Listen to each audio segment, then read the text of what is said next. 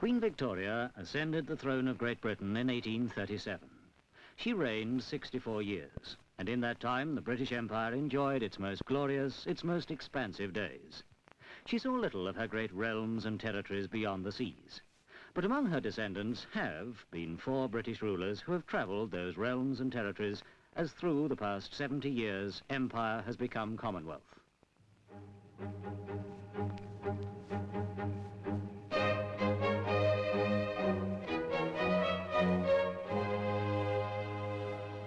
The year 1901. The Boer War had inspired a great upsurge of loyalty to the Crown, a belief that New Zealand should offer men and arms to the imperial cause in South Africa. The cause was hardly honourable, but it was British, and the young New Zealanders who joined it were of that generation born in the colony which fervently called Great Britain home. After 10 years of depression, the country was prospering again. The national feeling of closeness to the distant mother country, held dear by most people, could be put into words by the Premier, Richard Seddon. So, a few months after Queen Victoria's death, New Zealand was loyally ready to welcome the new heir to the throne, George, Duke of Cornwall and York, and his Duchess Mary. The Duke and Duchess brought some of the trappings of empire with them, a mounted guard of sepoys from the Imperial Indian Army. Splendidly, it headed the royal processions in Auckland and Wellington.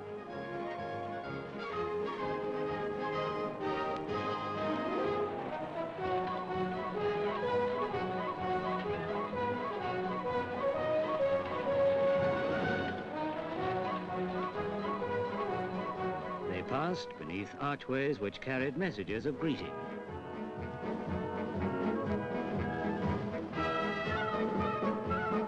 Crowds were large and well-mannered. They'd been given hints on suitable behaviour. The government appeals to every colonist to assist in making the proceedings successful.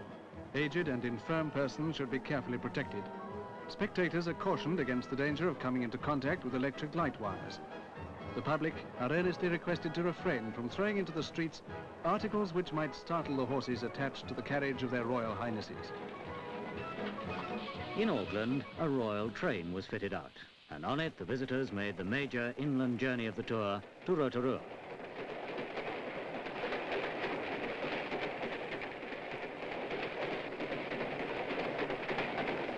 It was a 6.5-hour ride, and it led, as so many tourist journeys have since, to the geysers and mud pools of Wakarewa. The party was a large one, including Richard Seddon and most of the cabinet. The Duke and Duchess, it was said, marvelled at the thermal display. This was pure relaxation, and for the time, remarkably informal. Next day, the programme called for their Royal Highnesses to drive direct to the racecourse, where there will be a native demonstration and welcome according to native custom. The welcome was grand, but it was perhaps not so much the Duke, as heir to the throne who was being feted, as the memory of his grandmother, Queen Victoria. The many gifts were equally in her honour. To the Maoris, she herself had been Great Britain, and the only monarch they had known. And in 1920, 19 years after this gathering, her presence was again invoked when Edward, Prince of Wales, told the Maori people, "It is Queen Victoria's great-grandson who speaks to you today. Under her wise guidance, Maori and Pakeha grew ever closer together in understanding and goodwill. I will ever keep before me the pattern of Victoria, the great queen, whose heart was with the Maori people from the day on which they swore allegiance to her rule."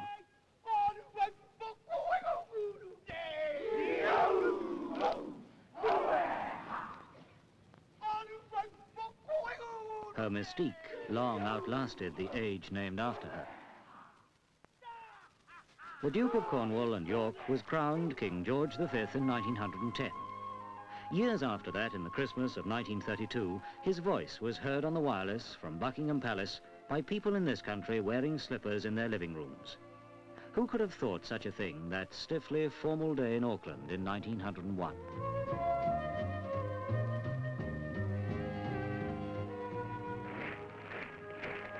In the years between the visits of King George V and his son Edward, all the world was catapulted into a new age. The New Zealand, which sent troops to the Great War in 1914, was no longer a territorial extension of Britain, a colony, but an independent nation sharing the British monarch. As well as fighting for an empire, her men were fighting for their own country.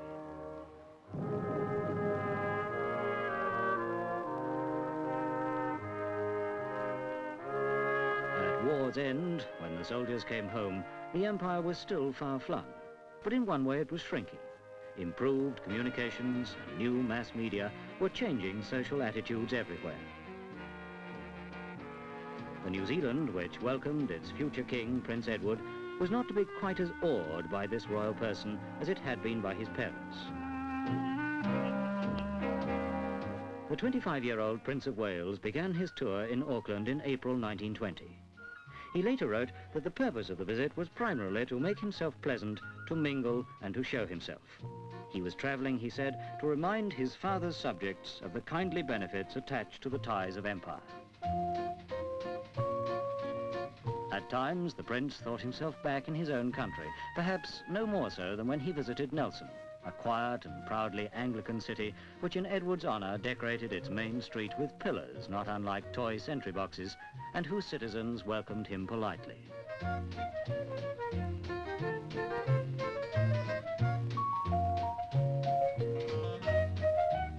He found New Zealanders calm, law-abiding and industrious, and heard no trace of a local accent in their speech. In short, he thought New Zealanders very British, describing them as enthusiastic but restrained. The restraint did not extend to the decorations at a state dinner.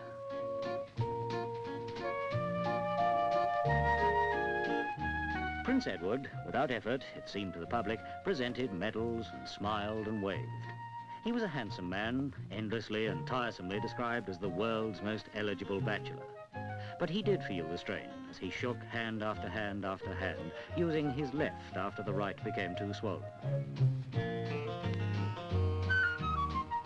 Depending on the day's arrangements, he changed clothes several times, appearing as an admiral, a field marshal, a civilian in the space of several hours, something which it seems royal persons will always be expected to do. He described as inexhaustible the supply of deputations to be met and speeches to be made, and many years later wrote that while in New Zealand, he first realized how taxing the life of a prince could be. Yet he remembered New Zealanders kindly. The feeling was mutual. The prince became King Edward VIII in 1936. He reigned less than a year, abdicating for love in favour of his brother George, Duke of York. When the Duke and his Duchess, Elizabeth, made their journey to New Zealand in 1927, such a possibility could not be foreseen. Though royal family, they were far enough removed from the throne itself to encourage informality. In the 1920s, society lost a good deal of its starch. Young people affected cynicism and were romantics. To them, the Duke and Duchess of York were a perfect couple, whose marriage had been a love match, not an arrangement, and who were friendly and not much interested in ceremony.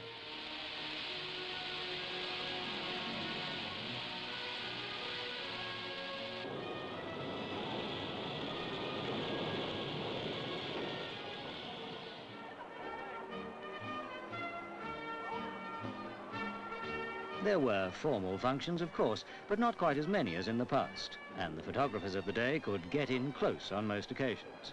The pictures they took were of a smiling royal couple, usually against a background of smiling and cheering New Zealanders. As his parents had done, the Duke and his Duchess drove through the capital streets to the town hall, there to make a call on the mayor. 31 years later, the Duchess, by then a widow and Queen Mother, would make the same drive alone.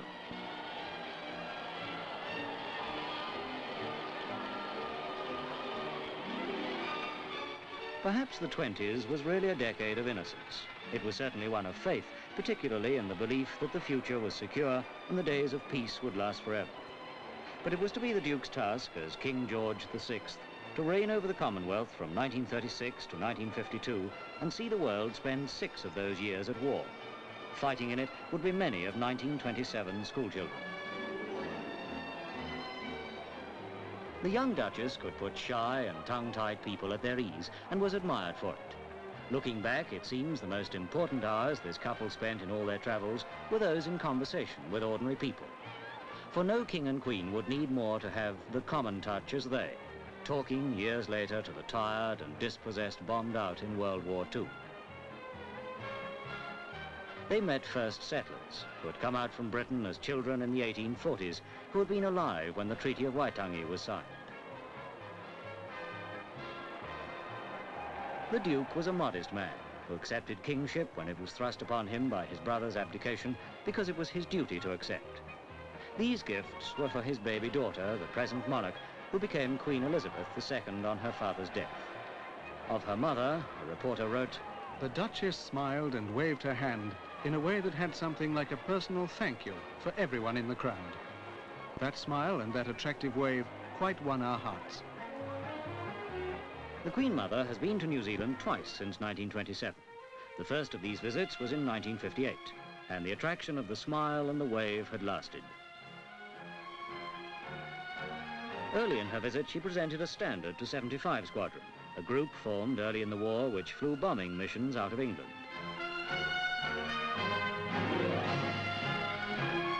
The Air Force ceremony was very much in keeping with the Queen Mother's entire journey. For the first time, a member of the royal family was making a full tour by air. In the few days she was in New Zealand, Her Majesty flew 2,000 miles.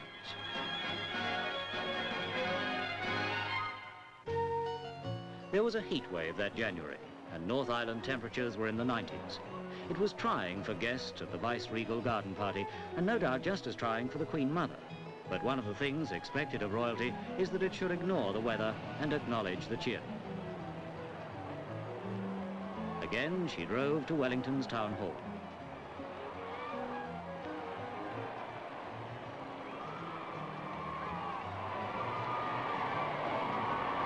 She waved, and in the square below, 10,000 people waved back. The crowds which gathered to see the Queen Mother did so at functions mostly planned to entertain the visitor as well as the public. She was not continually called on to receive and reply to speeches of welcome.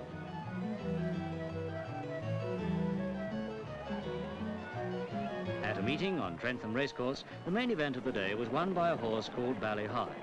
The Queen Mother presented a cup to the owner, Sir Ernest Davis.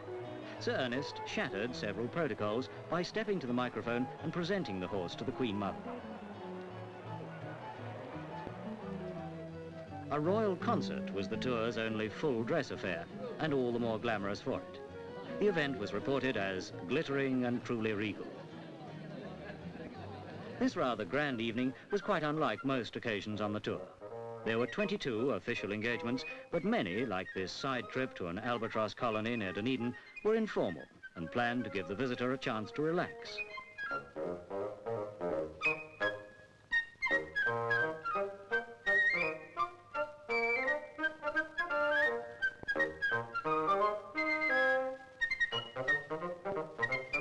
The heat wave had broken, and the people who went to Christchurch Airport to farewell the Queen Mother did so in the rain.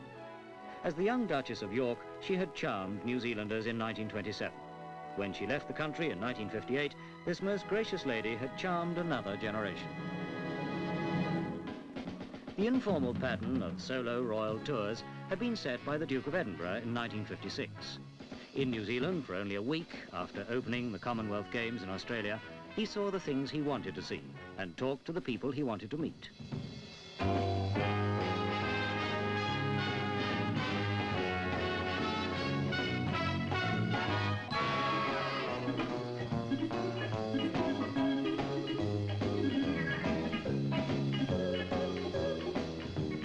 He was brisk and inquiring and fascinated by industrial processes. He stretched his crowded schedule, made unexpected detours, stopped to talk about the things that caught his eye.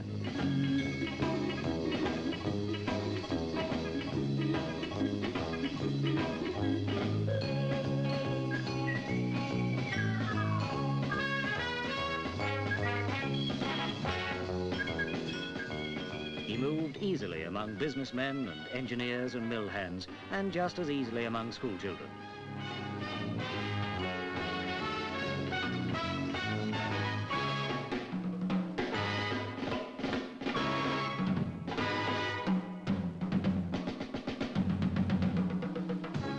The Navy's support ship, Endeavour, went to the Antarctic that year, with Sir Edmund Hillary leading the team.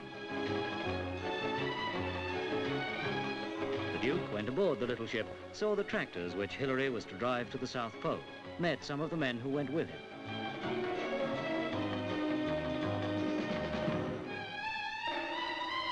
Matting was nailed down on a jetty 400 miles to the east of New Zealand. The Chatham Islanders were making ready for their first royal guest. The Duke had asked to see the islands, which 14 years ago were much more isolated than they are today. From there, on the royal yacht Britannia, he would sail home.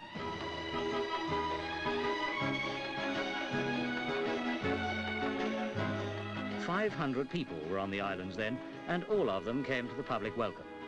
Prince Philip was curious about the Chathams. He wanted to know how the farmers made a living from the wind-swept hills, how the fishermen sold their catch, what plans there were for the island's future. The Chatham Islands Jockey Club had organised a race meeting. It was a huge success.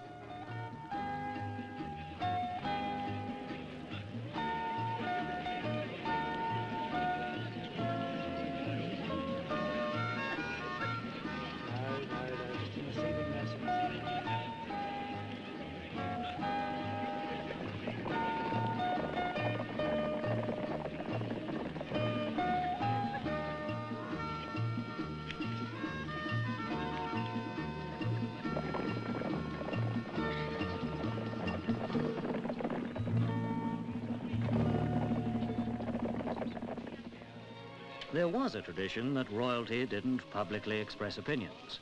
That tradition was broken by the Duke. As any man in public life, he has views on the public scene and gives them, speaking only for himself. Because it can be seen that he talks with people, that he's interested, that he's asking and listening, his opinions are valued. Prince Philip's brief tour in 1956 was made 3 years after his first visit with Her Majesty the Queen. This is how the arrival of New Zealand's sovereign was reported on December the 23rd, 1953.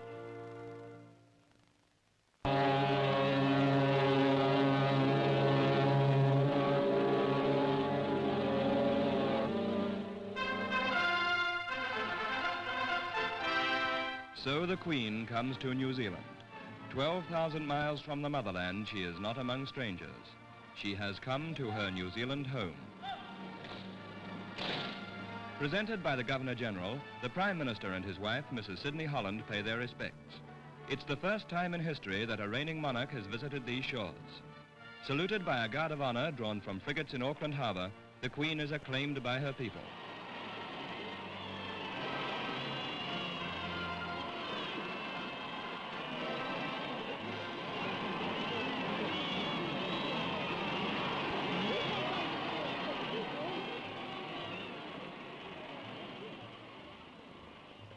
It was a whistle-stop tour.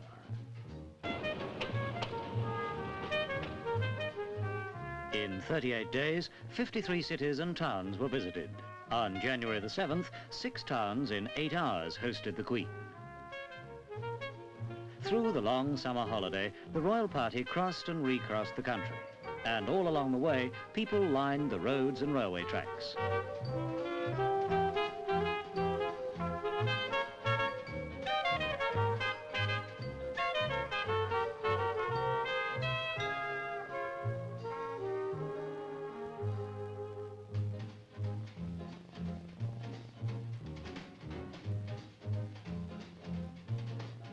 In the North Island, at Ngaruahia and Rotorua, the Maori people gathered.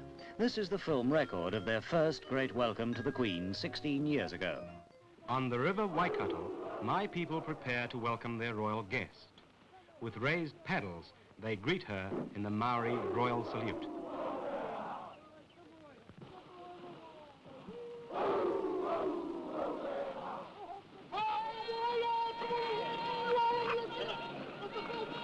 Our sentinel warns of her coming, and in Arawa Park, we watch as she reaches the marae, our appointed meeting ground. She cannot cross it until first a ceremonial challenge has been made. This is our custom.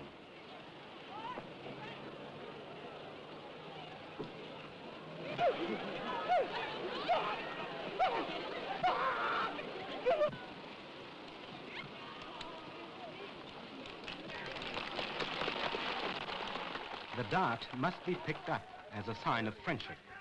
Now, the Queen is our guest.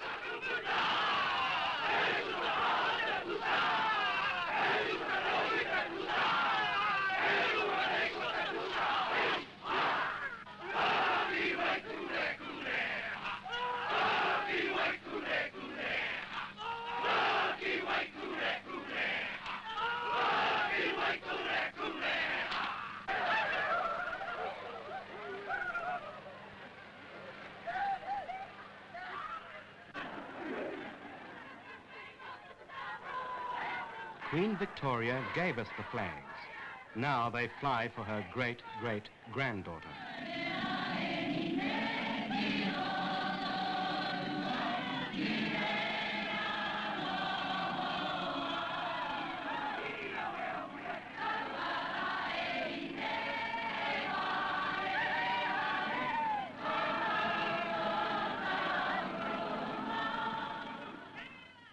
Our bishop, the Bishop of Aotearoa, clothed the Queen in a feather cloak called a korowai. Now she is indeed our chief. She belongs to her Maori people.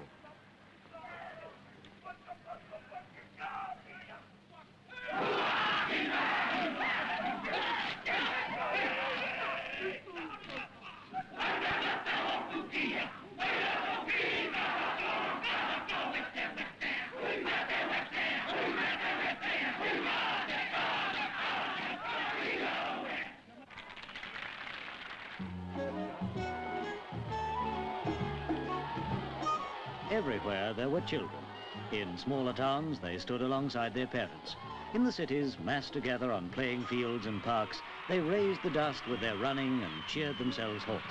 They waved flags until their shoulders ached and couldn't have been more happy.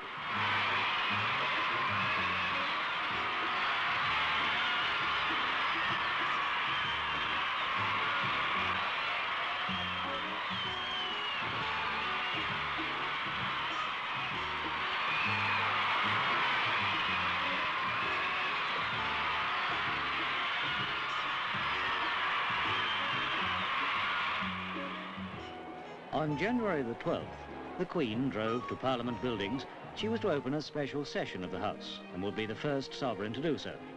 At the opening, a precedent was set. Cameras were allowed in the chamber to film the ceremony.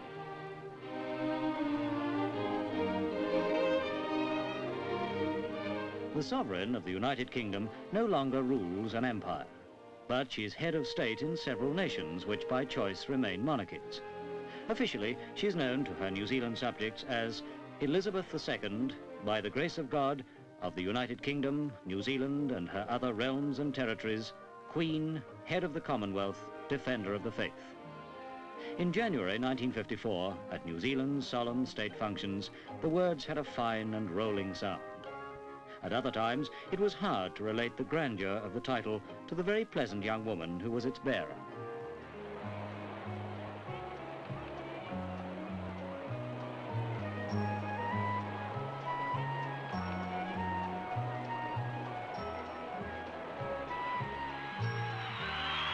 Hundreds of thousands of people, perhaps 1 million, saw the royal couple during their 5-week tour.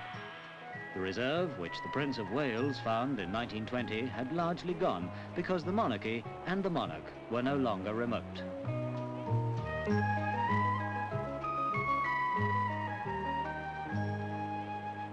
The Queen's second visit was in 1963. This tour was shorter, its pace more relaxed. Soon, she'll be here again.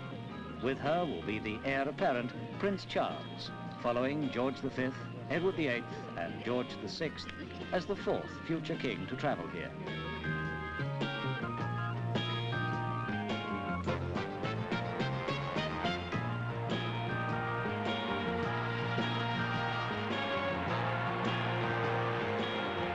The flag flown by Queen Victoria over a quarter of the earth has long since been lowered. The children who cheer Queen Elizabeth are cheering not only a queen, but a monarchy which is in tune with the age.